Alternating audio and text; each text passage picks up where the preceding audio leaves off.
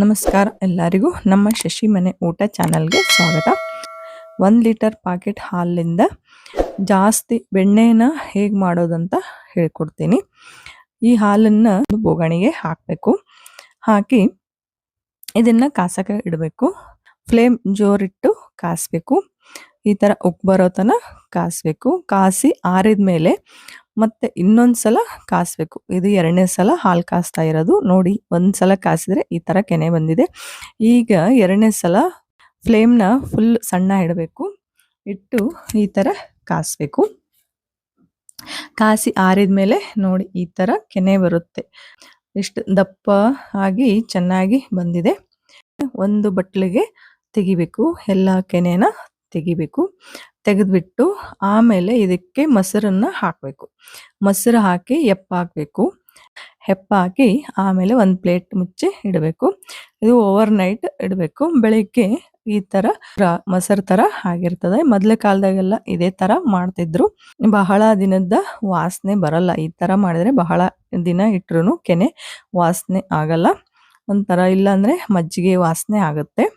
ಈ ಥರ ಮೊಸರನ್ನ ಮಾಡಿ ಆಮೇಲೆ ಇದನ್ನ ದಿನಾಲೂ ಈ ಥರ ತೆಗಿತಾ ಹೋಗಬೇಕು. ಪ್ರತಿದಿನ ಈ ಥರ ಮೊಸರು ಮಾಡಿ ಈ ಥರ ಹಾಕ್ತಾ ಹೋಗಬೇಕು ಒಂದು ಪಾತ್ರೆಗೆ. ಆಮೇಲೆ ಇದನ್ನ ಈಗ ಮಿಕ್ಸರ್ಗೆ ಹಾಕೋಣ. ನೋಡಿ, 10 ದಿನಕ್ಕೆ ಇಷ್ಟು ಆಗಿದೆ. ಮೊಸರು ಹೆಪ್ಪಾಕೋದ್ರಿಂದ ಜಾಸ್ತಿನೇ ಆಗುತ್ತೆ ಕೆನೆ. ಆಮೇಲೆ ಇದನ್ನ ಈಗ ಮಿಕ್ಸರ್ಗೆ ಹಾಕಬೇಕು. 2 ಸ್ಪೂನ್ ಹಾಕಿ ಆಮೇಲೆ ಫಸ್ಟಲ್ಲಿ ನೀರು ಹಾಕಬೇಕು. ನೀರು ಹಾಕಿ ಆಮೇಲೆ ಮಿಕ್ಸರ್ಗೆ ಹಾಕಬೇಕು. ಈ ಥರ ಮಾಡೋದ್ರಿಂದ ಜಾಸ್ತಿನೇ ಬೆಣ್ಣೆ ಬರುತ್ತೆ. ನೋಡಿ ಎಷ್ಟು ಚೆನ್ನಾಗಿ ಬಂದಿದೆ. ನೋಡಿ ಎಷ್ಟೊಂದು ಬೆಣ್ಣೆ ಬಂದಿದೆ. ಈ ಥರ ಎಲ್ಲಾನು ಮಿಕ್ಸಿಗೆ ಹಾಕ್ತಾ ಹೋಗಬೇಕು. ಕೆನೆನ ಮೊಸರು ಮಾಡಿ ಆಮೇಲೆ ಅದನ್ನ ಈ ಥರ ಮಿಕ್ಸರ್ಗೆ ಹಾಕೋದ್ರಿಂದ ತುಂಬಾನೇ ಬೆಣ್ಣೆ ಬರುತ್ತೆ. ಈ ಥರ ಪ್ರತಿ ಸಲ ಹಾಕಿದಾಗೂ ಎಷ್ಟು ಹೆಚ್ಚಾಗಿ ಬೆಣ್ಣೆ ಬರುತ್ತೆ. ನೋಡಿ, ಈ ಥರ ಎಲ್ಲಾನು ಮಿಕ್ಸರ್ಗೆ ಹಾಕಬೇಕು. ನೋಡಿ ಎಷ್ಟೊಂದು, ನೀವೇ ನೋಡ್ತಿದ್ದೀರಾ ಎಷ್ಟೊಂದು ಬೆಣ್ಣೆ ಬರ್ತಾ ಇದೆ. ಎಲ್ಲಾನು ಮಿಕ್ಸರ್ಗೆ ಹಾಕಿ 10 ದಿನಕ್ಕೆ ಇಷ್ಟು ಬೆಣ್ಣೆ ಬಂದಿದೆ. ಆಮೇಲೆ ಇದನ್ನ ಈ ಥರ ರೌಂಡ್ ಆಗಿ ತಿರುಗಿಸ್ತಾ ಹೋಗಬೇಕು. ತಿರುಗಿಸೋದ್ರಿಂದ ಇದು ಬೆಣ್ಣೆ ಒಂದು ಕಡೆ ಆಗಿ ಎಲ್ಲಾನು ಒಂದು ಕಡೆ ಆಗಿ ಈ ಥರ ಗಟ್ಟಿ ಆಗ್ತಾ ಬರ್ತದ. ಈ ಥರ ಕಲಿಸ್ತಾ ಹೋಗ್ಬೇಕು. ಅದು ಗಟ್ಟಿ ಆಗೋ ತನಕ ಕಲಿಸ್ಬೇಕು. ಆಮೇಲೆ ಇದನ್ನೆಲ್ಲ ತೆಗಿಬೇಕು. ಈಗ ನೋಡಿ, 10 ದಿನಕ್ಕೆ ಈ ಥರ ಎಷ್ಟೊಂದು ಬೆಣ್ಣೆ ಬಂದಿದೆ. ಆಮೇಲೆ ಇದನ್ನ ಒಂದು ಪಾತ್ರೆಗೆ ನೀರನ್ನ ಹಾಕಬೇಕು ತೊಳೆಯೋದಕ್ಕೆ.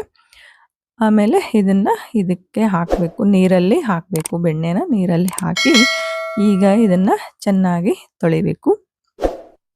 ನೋಡಿ, 3 ರಿಂದ 4 ಸಲ ತೊಳಿಬೇಕು. ಈ ಥರ ನೀರನ್ನ ಚೇಂಜ್ ಮಾಡಿ. ನೋಡಿ, ಇದರಲ್ಲಿ ಇರೋ ಮಜ್ಜಿಗೆ ಎಲ್ಲ ಹೊರಗೆ ಬರುತ್ತಾ. ಈ ಥರ ಮಾಡೋದ್ರಿಂದ ಇದನ್ನ ಫಸ್ಟ್ ಟೈಮು ಎಲ್ಲ ನೀರು ತೆಗೆದು ಮತ್ತೆ ಈಗ ಸೆಕೆಂಡ್ ಟೈಮ್ ನೀರು ಹಾಕ್ತಾ ಇದ್ದೀನಿ. ನೀರು ಹಾಕಿ ಮತ್ತೆ ಚೆನ್ನಾಗಿ ಕೈಲೇನೆ ತೊಳಿಬೇಕು. ಈ ಥರ ಎಲ್ಲಾನು ಪ್ರೆಸ್ ಮಾಡಿ ತೊಳೆಯೋದ್ರಿಂದ ಅದರಲ್ಲಿ ಬೆಣ್ಣೆಯಲ್ಲಿರೋ ಮಜ್ಜಿಗೆ ಎಲ್ಲ ಹೊರಗಡೆ ಬರುತ್ತೆ. ನೋಡಿ, ಈ ಥರ ಮಾಡೋದ್ರಿಂದ ಮಜ್ಜಿಗೆ ಎಲ್ಲ ಹೊರಗೆ ಬರುತ್ತೆ. ಈಗ 2ನೇ ಸಲ ನೀರನ್ನು ತೆಗೆದು ಆಮೇಲೆ 3ನೇ ಸಲ ನೀರು ಹಾಕ್ತಾ ಇರೋದು.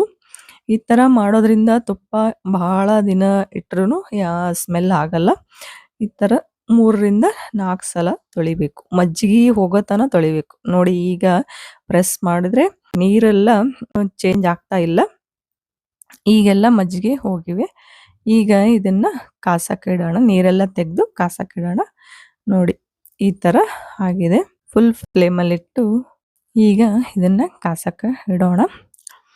ಇದನ್ನ ಸ್ಪೂನ್ಲಿಂದ ಎಲ್ಲಾನು ಕಲಿಸ್ಬೇಕು. ಈ ಥರ ಇಲ್ಲಾಂದರೆ ಒಂದೇ ತಲ್ಲೇ ಅದು ಕರಗಿಬಿಡುತ್ತೆ.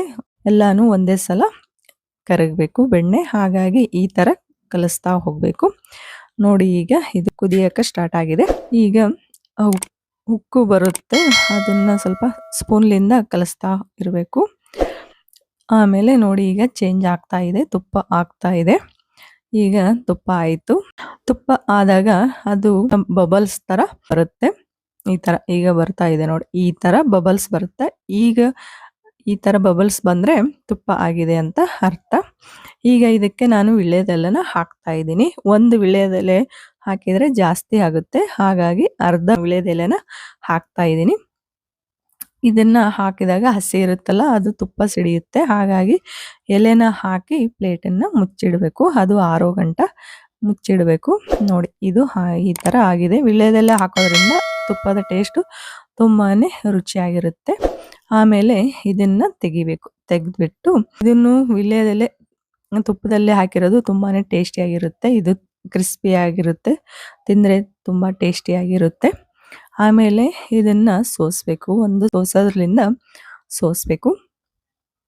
ನೋಡಿ 10 ದಿನಕ್ಕೆ ಇಷ್ಟು ತುಪ್ಪ ಆಗಿದೆ. ಕೆನೆನ ಮೊಸರು ಮಾಡಿ ಆಮೇಲೆ ಬೆಣ್ಣೆ ಮಾಡೋದ್ರಿಂದ ತುಂಬ ಜಾಸ್ತಿನೇ ತುಪ್ಪ ಬರುತ್ತೆ.